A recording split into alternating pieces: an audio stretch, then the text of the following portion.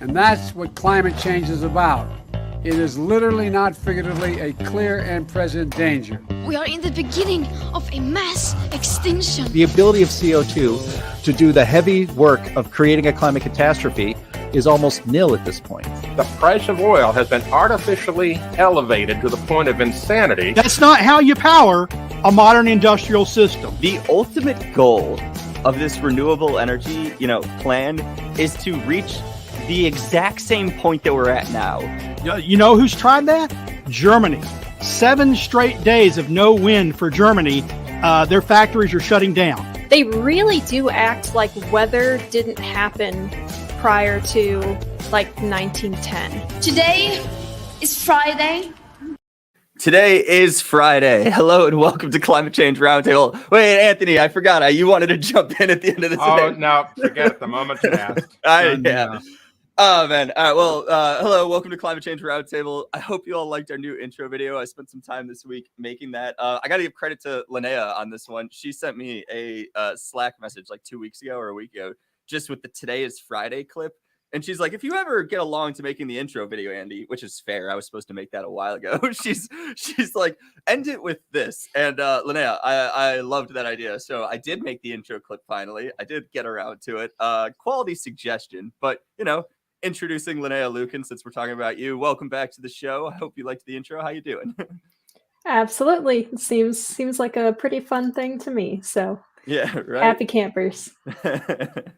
Yeah. Sterling, how about you? How you doing this week before we jump into the meat of things? Yeah, no, doing well. We had a very, very successful week here at Heartland, and I like the new intro a great deal. Thank you. Lot better than that countdown thing. Oh, the countdown was pretty awesome. Plus the countdown, if you go to other just random YouTube shows, they use the exact same one because it was just a default thing. So that's kind of my joy to get rid of it. Anthony, glad to have you on. Thank you for hosting last week.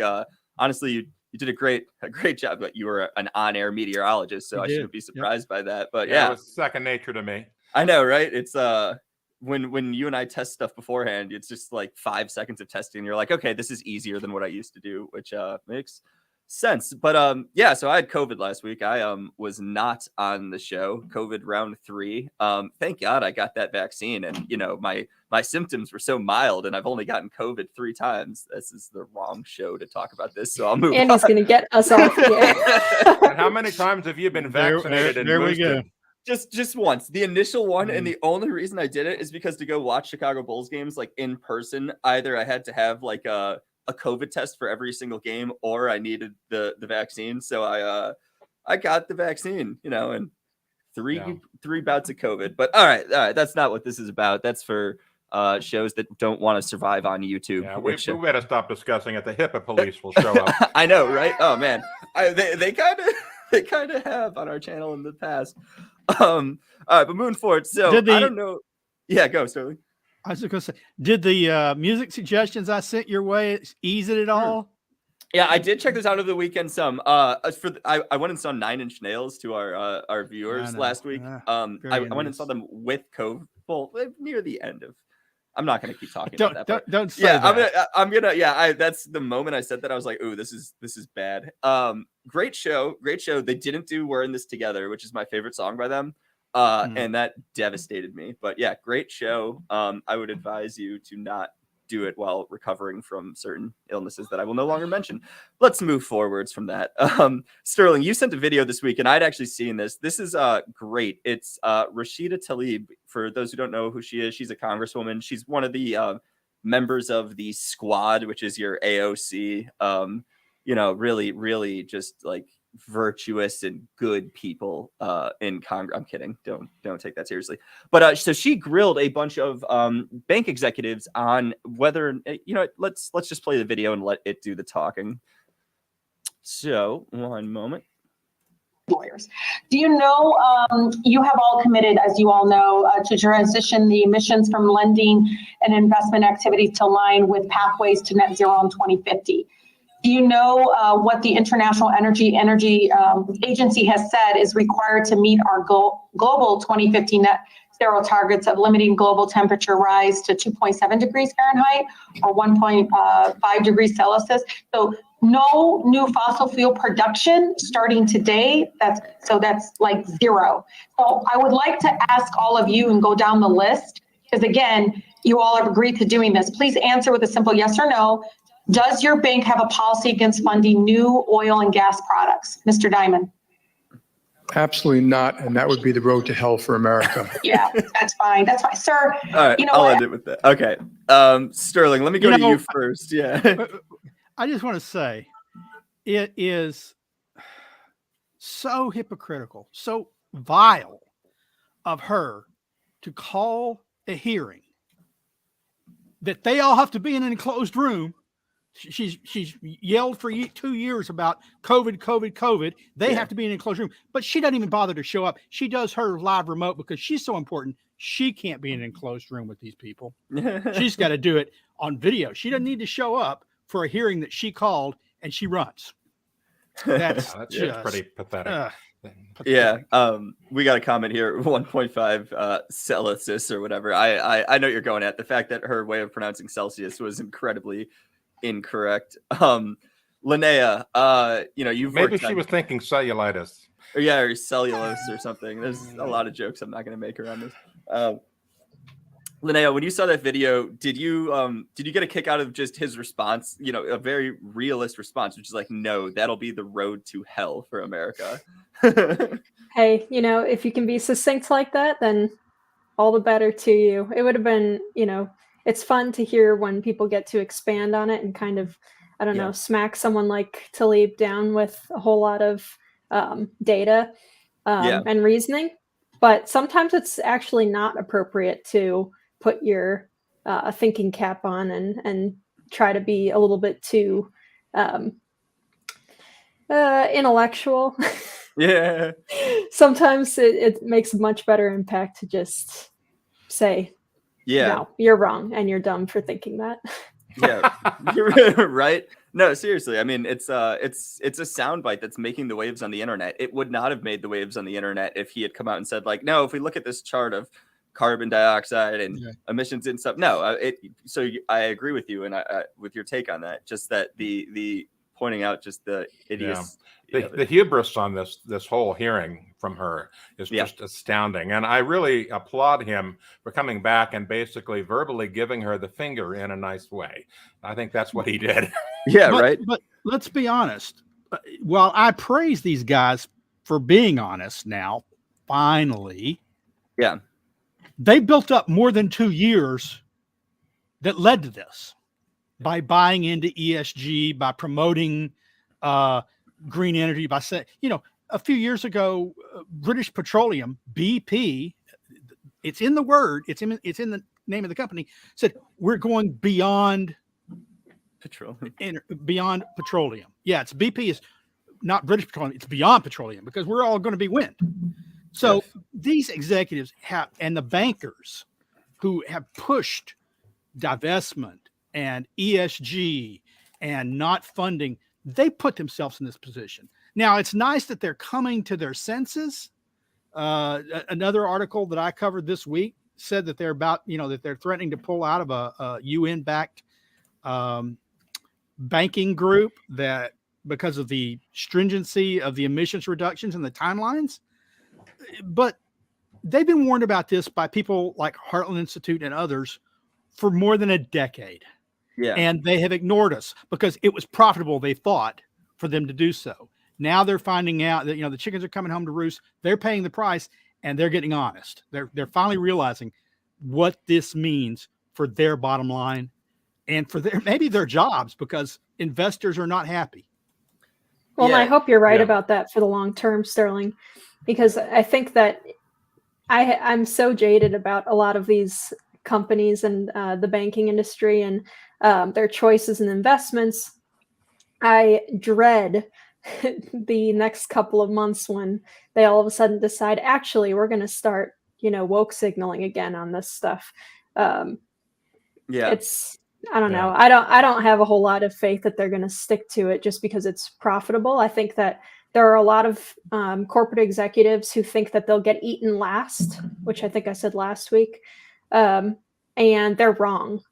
But they don't see it that way. They're totally convinced that they are going to be able to ride this out by making kind of tepid investment in the green, environmental, climate alarmist side of things. And you're seeing a little bit of like a hiccup here, but I don't have a whole lot of faith that it's going to stick. Maybe long term it won't stick, but I'll say this. I think they're going to keep their power. They've come out pretty strong the past 2 weeks.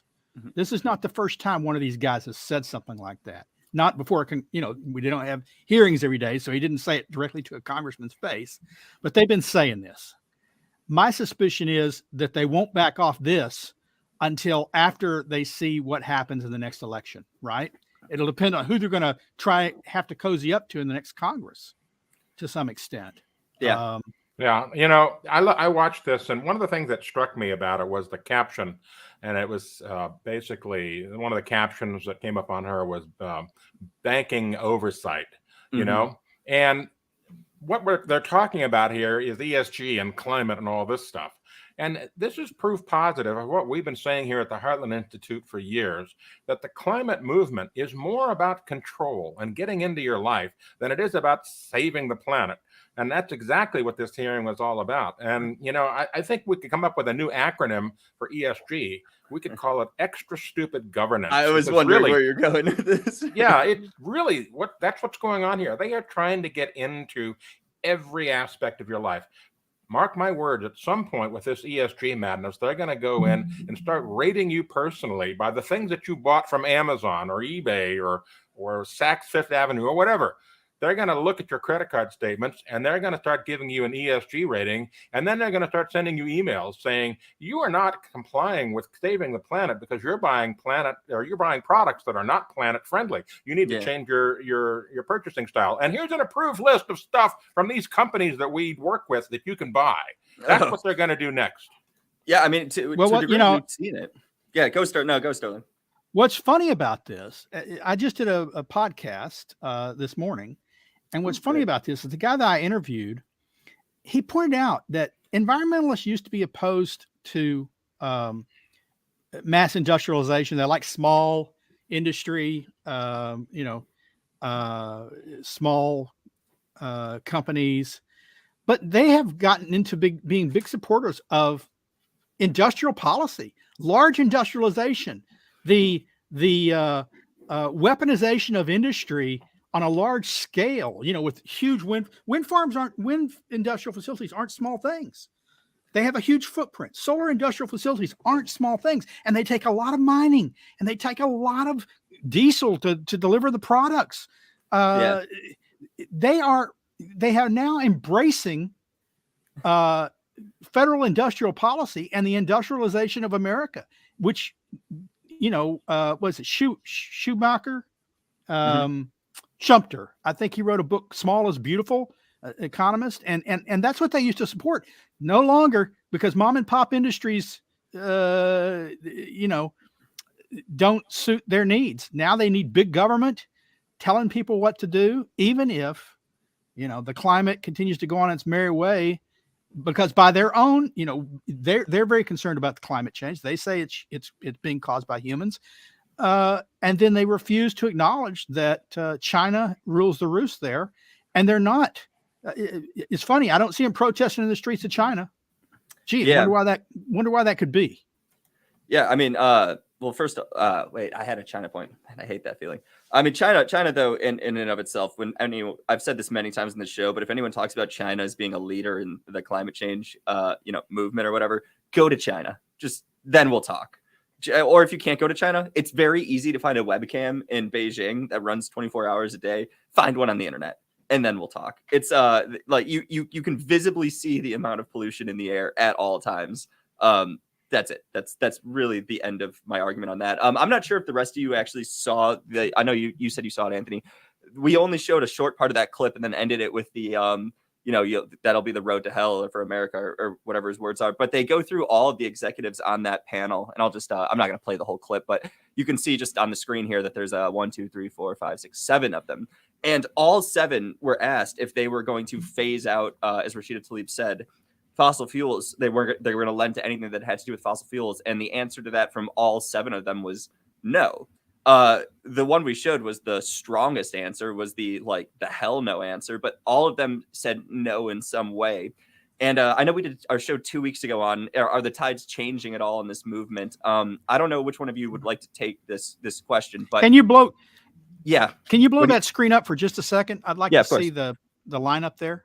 Yep. Let me just go to that tab. Lawyers. Second. All right. There we go. So yep, we got we got a whole group on screen. But yeah, all 7 of them did not say no, we won't phase out fossil fuels. Based on the executive makeup there. Yep. How do you think their ESG scores are? You think they flew? We could say the same thing about our group. We have minorities in our group. We have women in our group. I see one executive that might be a female in the center there. It is. She is. Every one of them's white. My feeling is their ESG scores aren't that good. Yeah. And yet these are the guys who in the industry, along with investment houses, have led the charge. Yeah. For ESG. With that intro video I made, I started with the Joe Biden clip. Later on in that talk he gave, he goes, I've got, our climate czar, John Kerry, who's flying around the world fighting for climate change. And I'm like, are you hearing yourself when you say that? Flying around the world fighting climate change? I mean, is that not paradoxical in and of itself? But it's Joe Biden. Yeah, Andy. Right. I shouldn't read I don't think that he hears himself. Yeah. But all right, so let me go to you with this, Anthony, or if anyone else wants to jump in. Is this at all indicative that what we're told that ESG is? ESG is a huge problem. Don't get me wrong, and there are executives and massive corporations moving towards that. But when moments like this happen, where they're directly asked, "Oh, are you actually doing this?" and they say, some of them say no, some of them say, well, a little bit. Is this indicative of a change? Is it indicative? What does this represent to you, essentially? It's a tough one. I know it's kind of if anyone else wants to jump in, or I can give my take, but I think Renee is for right, me, probably. seeing that someone finally standing up and saying what they think rather than trying to be, politically correct or towing the line or whatever. I think it's a transition point. I mean, maybe it's could call it a tipping point even, basically somebody's finally got the kahunas to just stand up and say, this is crap. Yeah. And it is. And this is all about, unicorns and rainbows and their belief system. It doesn't do anything for the common person. It doesn't help you, lead a better life. It doesn't help you be healthier. It doesn't do anything. All it does is satisfy a belief system that you have to do these things in order to be a good citizen. That's really all this whole ESG thing is about. And it's entirely pushed by the left, and the right, to some extent, is going along with it. And they're finally realizing, wait a minute, there's no profit in this. It's completely crazy. And that's what this guy speaking out about it basically was. It was a turning point, basically saying, this is nuts. Yeah. One thought, comment, whatever, that I've had about this for the past couple of days, and I've wanted to verbalize. So, it's the benefit of being on a show like this. I can actually verbalize the things that are bothering me, is that I feel like a lot of the people on the left that are advancing and pushing ESG are doing it from the position of this is the moral thing to do, the virtuous. This is those people that have empathy are advancing ESG, and those that just believe in profits are, fighting it. And, I think it's indicative of a lot of the political debate we have in this country and why I come at things from the position that I do as a libertarian. But when you're not pushing things like ESG in there, it's environmental and social good. It's not because you lack empathy or you don't believe in the protecting the environment and stuff. It's just that the actual goal of what they're pushing is antithetical to what they say they're pushing. And that when you are fighting carbon dioxide emissions with the entire might of the US government, the largest government in history, what you're doing is not actually protecting the environment. You're fighting a benign gas that actually has many beneficial outcomes in terms of food growth, like global crop yields, all that. I mean, we've covered all that in this show, but in the end, like a lot of the positions that I'll have or that I'll come at with, which are inaction, aren't rooted in a lack of care for the environment or something like that. It's just that action doesn't necessarily relate to positive outcomes. And that's where Rashida Tlaib will come from. It's like, oh, well, if you're not acting on this right now, you're actively like damaging the environment. That's false. And I really would like to spend more time just kind of going into this from a. I guess I want to. Go. I'm not sure I want to agree or disagree with you. Yeah, but I want to make a distinction. I think many people who think of themselves as environmentalists, maybe even join environmental organizations, are driven by empathy, are driven by emotion. Yeah. But they don't make the policy. Leadership does. Leadership of those organizations do. They make big bucks, and hundreds of thousands of dollars every year, and they're not about the environment. It's not about caring for them. Yeah. It's about the image of caring. It's about control for them. They've decided they know what the world should look like. And in that world, they're on top, you're on bottom, and you have to live with less so they can keep having their more. They don't care about developing countries. They don't care about the poor in our own country. They care about their beach homes, their lobbying, their impact, and control over other people's lives. And it's not, I do not believe at all. Right. I do not believe at all it's coming from a noble motive. Agreed. Nope. Maybe when they were founded, maybe when the groups were founded, it was a noble motive. When the Sierra Club was founded, it was about protecting places and climbing mountains and hiking. That's not it anymore.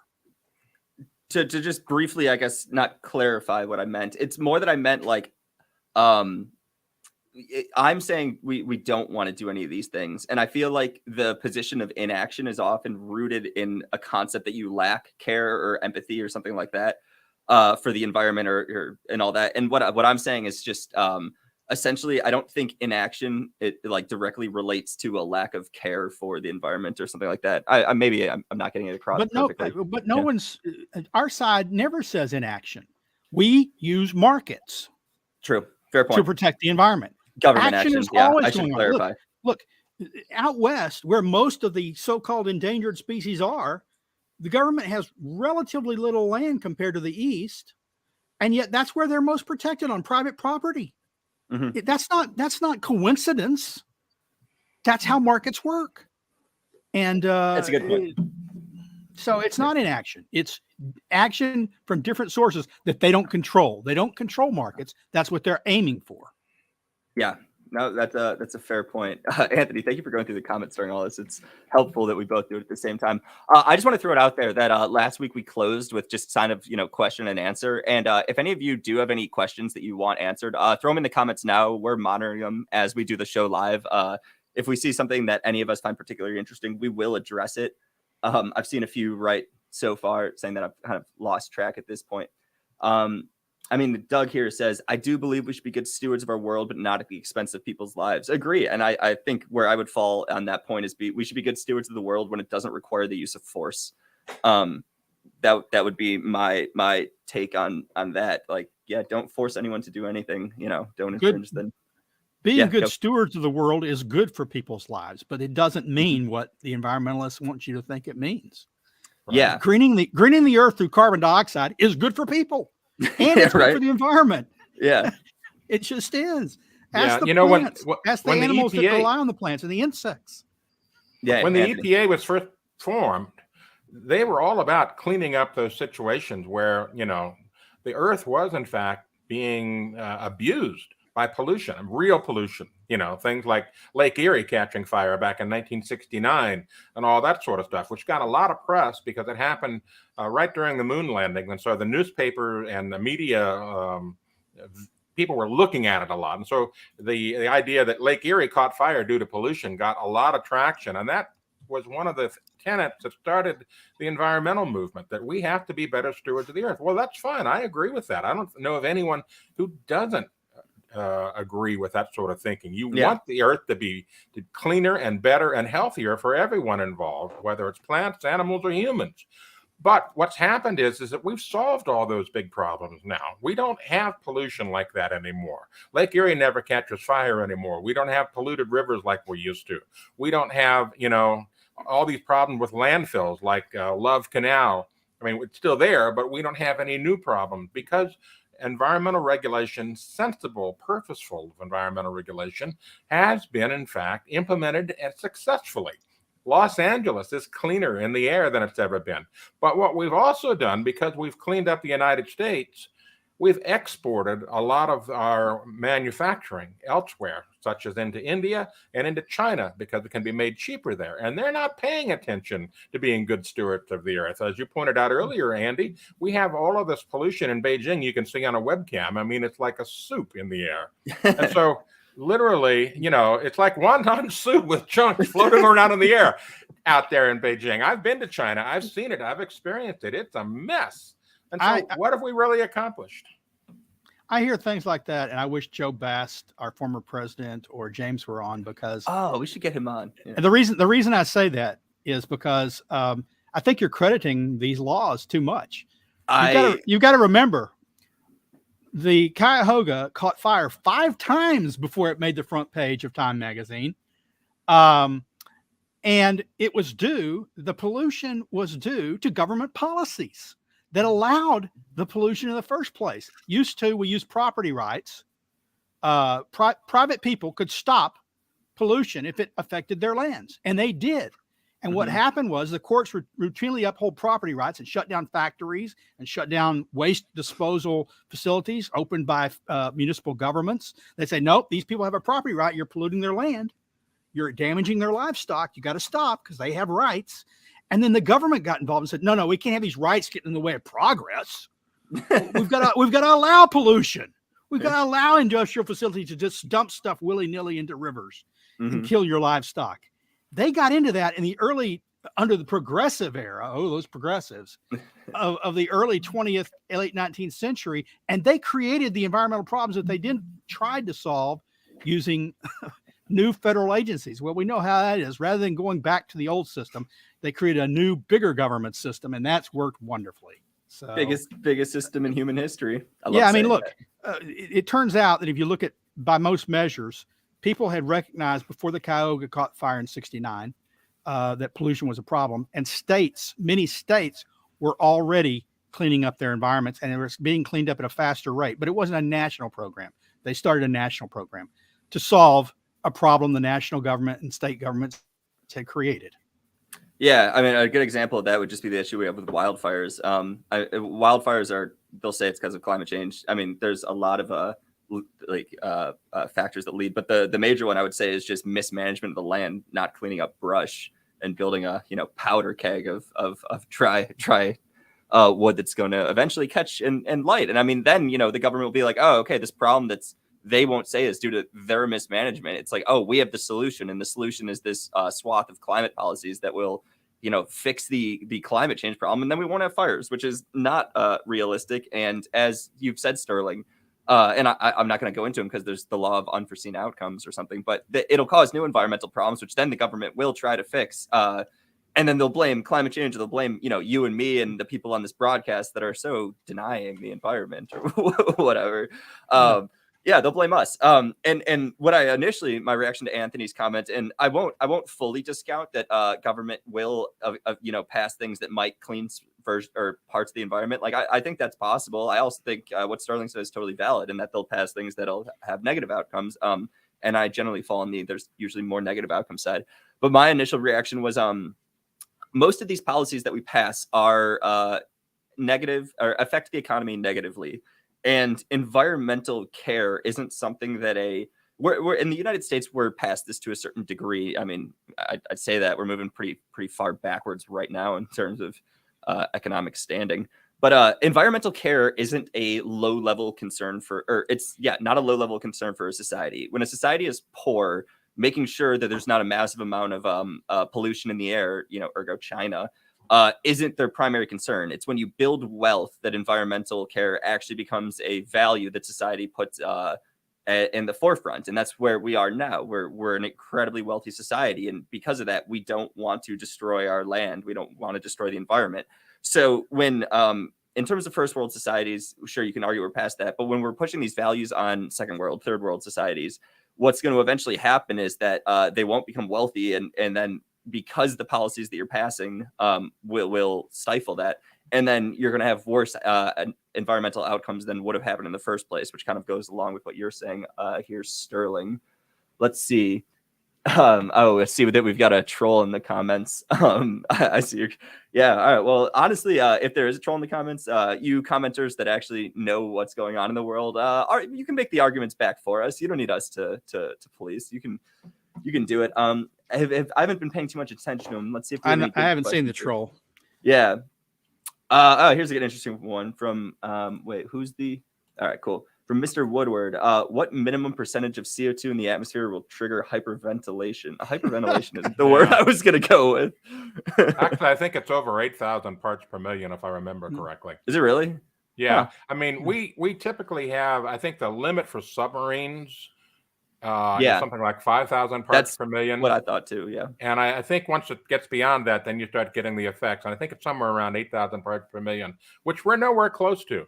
So don't worry. Yeah. Do not hyperventilate. I think the safety control on nuclear submarines, where people are under the earth, under the sea for months at a time, I think it's 5,000 parts per million. Yeah, it's that they don't start. I think you're both right. They don't start really worrying about it until then. It's not. No one's worried about CO2 being toxic to people's health. No, they're worried about its hurricanes that are hitting. They're worried about its add-on effects via so-called climate change. More than 350 parts per million is enough to cause panic. Yes. Climate limits. That's just true. ask Bill McKibben. Bill McKibben and his 350.org. That whole organization is about panic over 350. Is it really? Oh, of course. And isn't I think we go below 200, well, that'll cease life on Earth, I believe.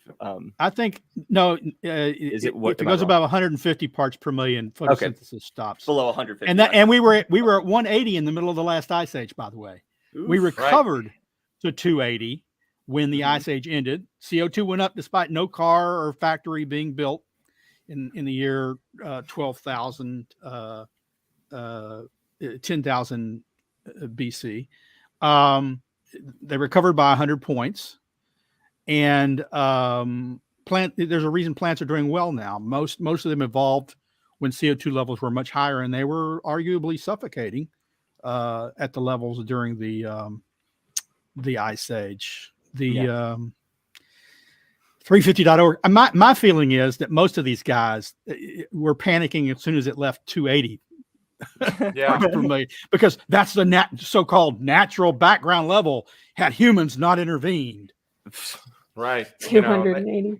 It's crazy because a lot of these folks that are like the 350.org organization, their whole belief system, their whole organization is based on their statement in their about box, basically saying we need to return the Earth to the safe level of 350 parts per million.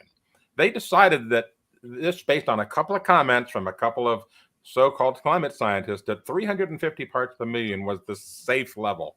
And so they formed an entire organization around that number. So, they think everything today, everything under every rock and tree is due to that increased carbon dioxide. Everything that happens is due to increased carbon dioxide. That's the mindset they have. They are, it's like watching that video of the bankers being drugged before the squad lady. It's just they don't have any mental capacity to really understand how the world works and why this isn't a crisis. In fact, and I want to talk about this briefly for maybe next week. Yeah. A peer-reviewed paper came out a few months ago, and I'm working on a post for Climate Realism about it. Yep. That said, basically, we've gone through all the numbers, all the evidence, and we've determined there is no cause for a climate crisis, that it's just a manufactured marketing tool. And literally, that's what it is. Climate crisis is a marketing phrase. And here we have peer-reviewed science saying there's no climate crisis. And it took the media months to even notice this. If someone posts a study about carbon dioxide caused, wolves in Upper Canada to do something, that would be all over the front page, the New York Times or whatever. Yeah. Here we got good news. There is no climate crisis, and they bury it. And that's what's wrong with today. The media is totally complicit, totally on board with this fantasy, and they don't have any reporters there that understand how the world works. They really don't. They just go with whatever the scientists say. They don't question it because they don't have the mental capacity to do so. I wonder if wolves in Upper Canada, if they started reading the New York Times and they got pictures of them doing so, they would suddenly discover that the climate change isn't all bad. You know, the front page of the New York Times, oh, climate change helps wolves evolve, and read high class. Look at that. The only news that's fit to print. I don't know. Or as one person that I've heard puts it, New York Times, a former newspaper. I like that. I haven't heard that before. The newspaper formerly known as whatever. Yeah, right.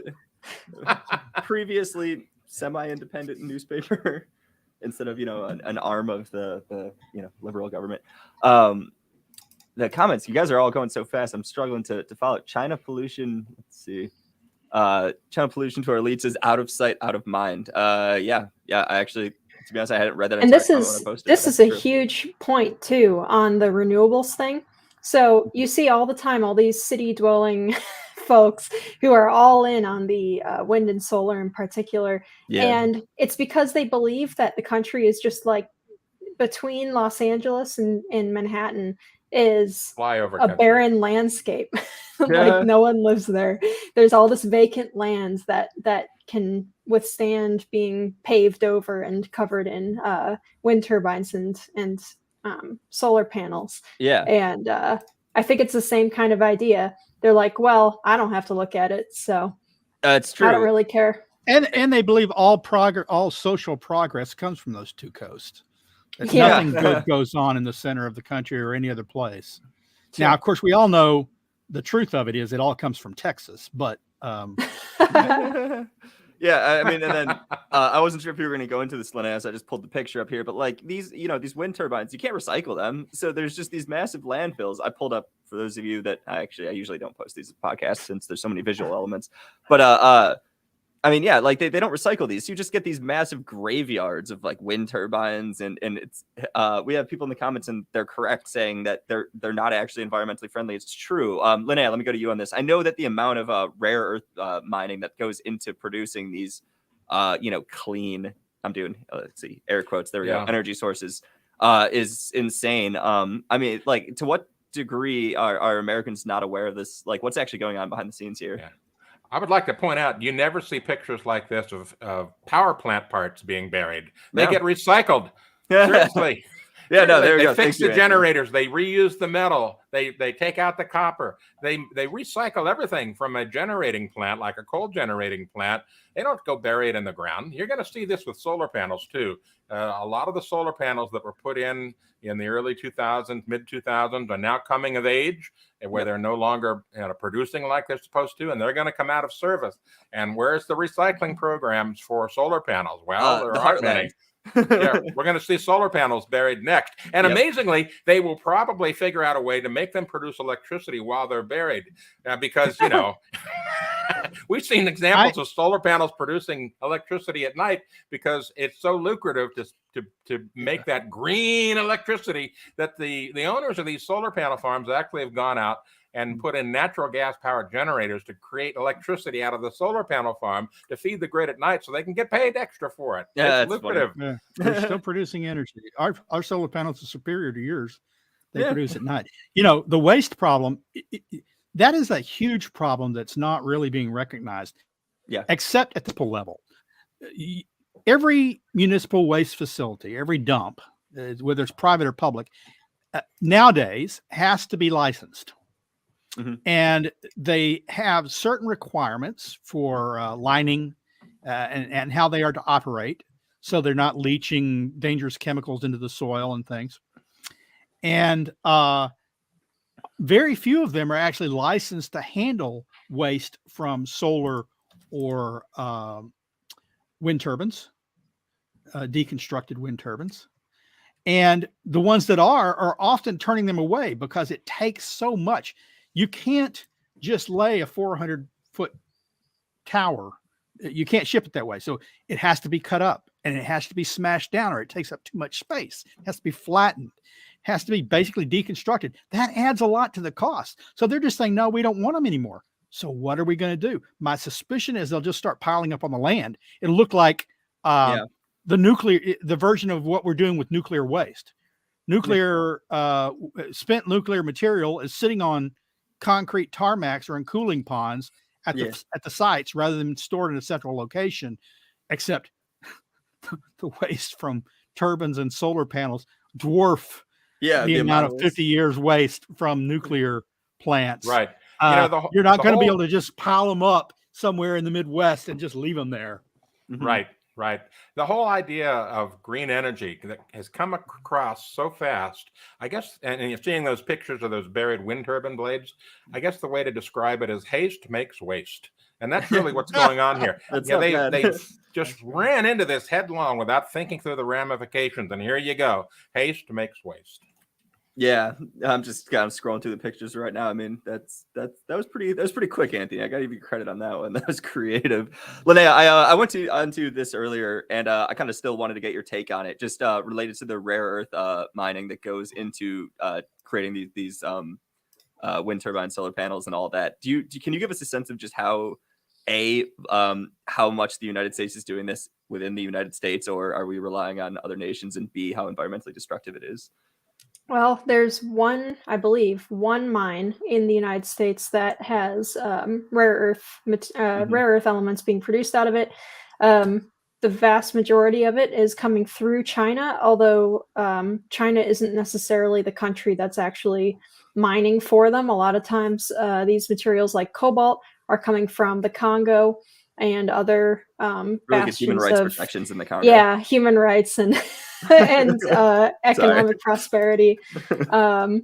Wonderful places like that definitely have super strong environmental regulation and care. So no, it's not coming from us. And even the stuff that we do mine, we send over to China for processing because we don't have any processing here. Things like wind and solar take up, just like any other kind of anything that needs magnets, which wind turbines definitely do. Solar panels are made with a whole lot of different rare minerals.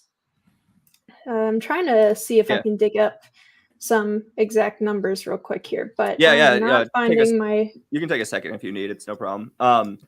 While you do that, I'll jump in here for one of the commenters asked if we talked about the banker segment. Just go back to around the 10-minute mark. We did cover that. If it was a Rashida Tlaib video that is making the waves around the internet. So all these, I mean, if you're watching it live, great. I love when you all watch with us live. By the way, the comments are.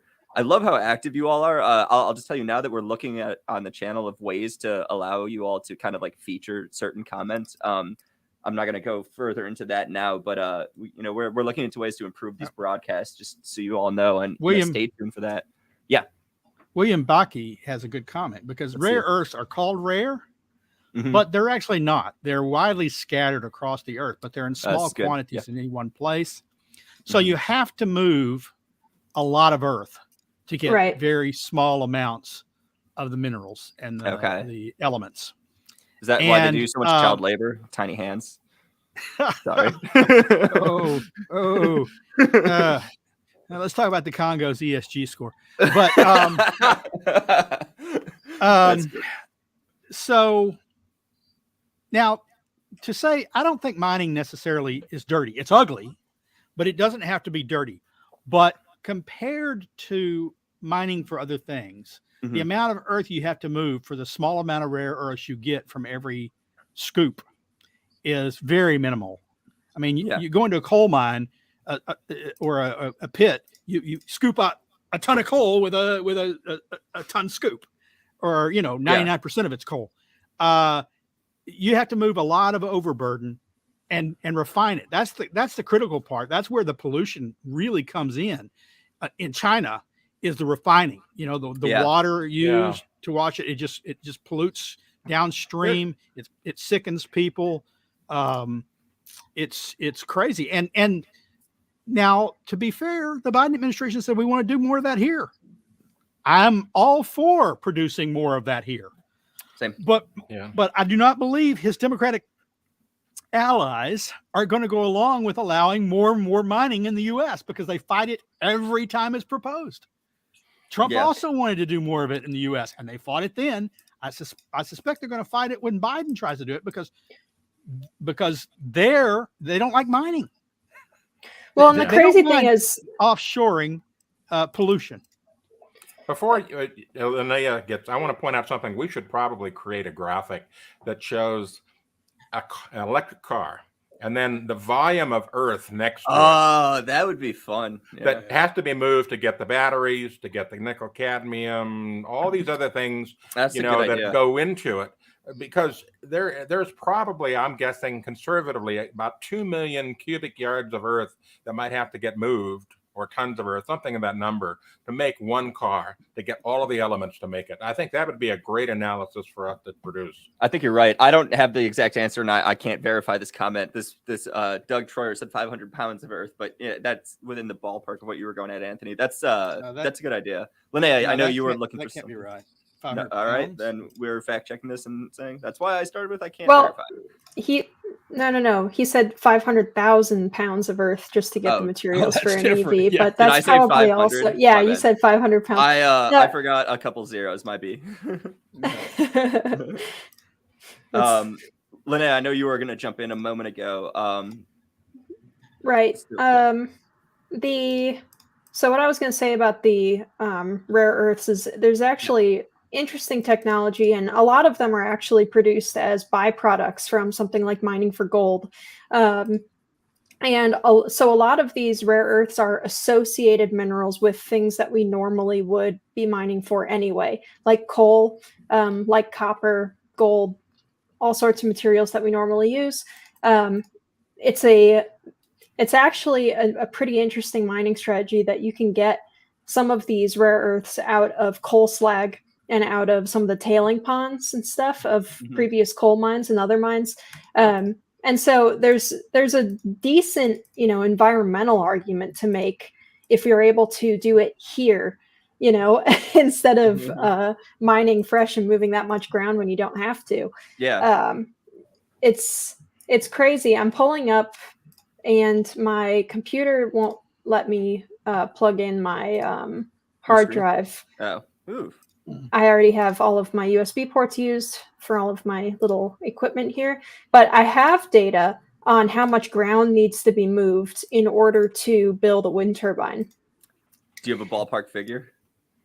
My ballpark figure is it's a lot. It's a stadium. It's a ballpark. Tesla is. Okay, so the acres that are used, and that includes the amount of land it takes to mine for the materials for it, just for every megawatt of energy that you get out of a wind turbine is about, I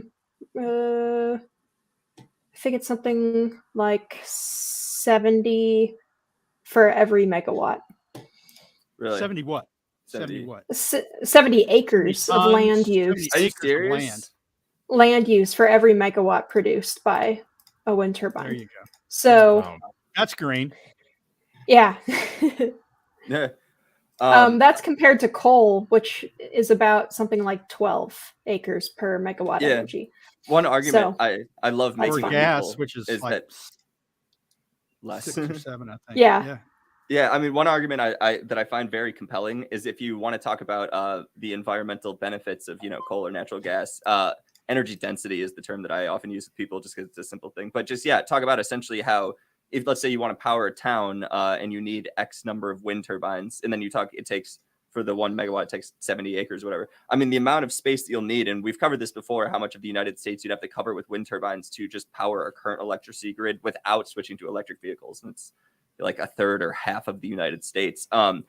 The amount of land, of undeveloped land that you would have to tear up and destroy just putting these wind turbines down would be one of the most environmentally destructive things that I can possibly think of happening in this nation. Besides, I don't know, maybe like another civil war.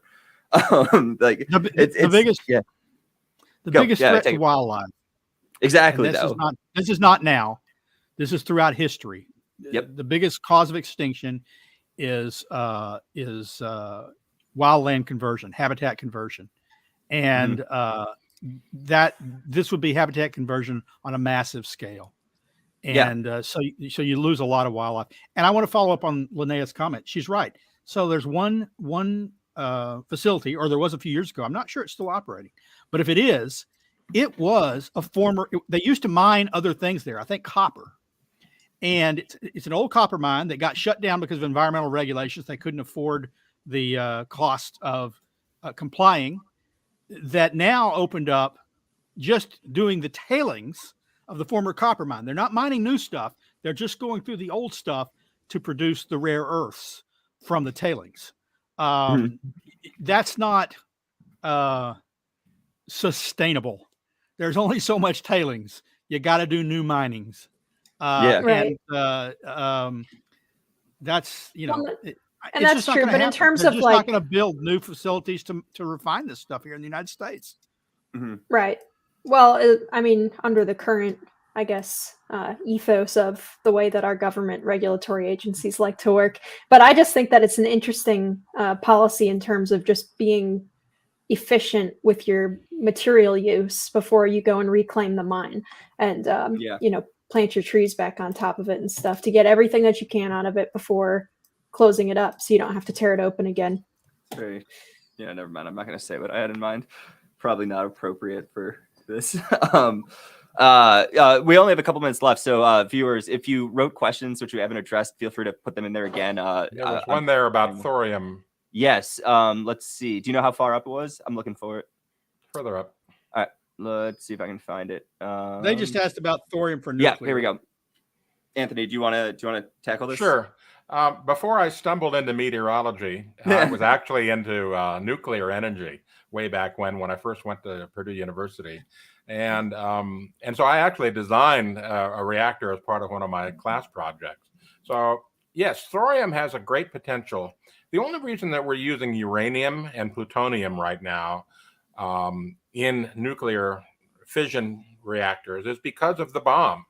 The whole focus in producing the bomb for World War II led to, the systems and the processes to take huge amounts of earth and take out the uranium and the plutonium and so forth and turn that into fissible material that they could make bombs from. So once the war was over, now there was the whole atoms for peace process where they tried to rationalize, well, let's take this huge industrial capacity that we made for producing fissile material and turn it into something useful, like making a nuclear power.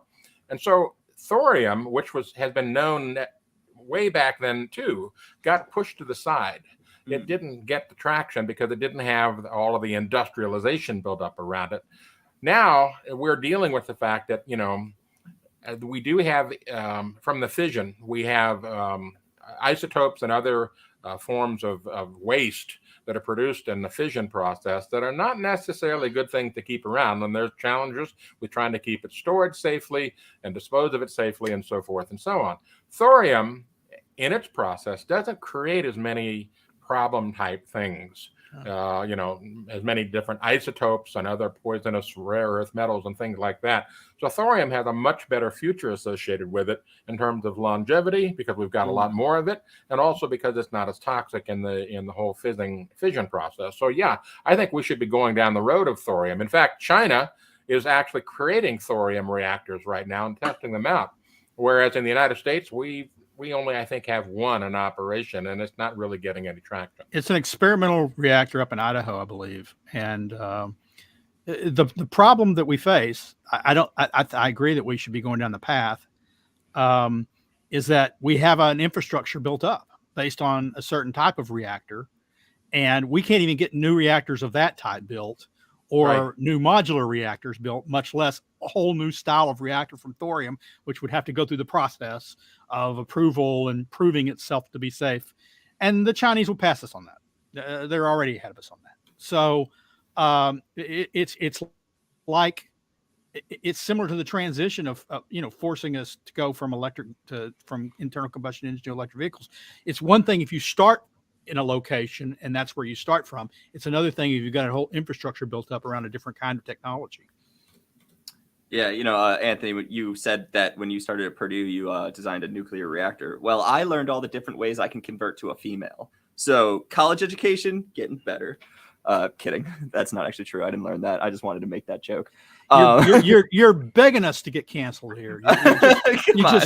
You're fighting to get us canceled. Yeah, I mean, that would be kind of a badge of, quality content or something. But yeah, hey, I censored myself 2 times this episode. I'm going to call that a win.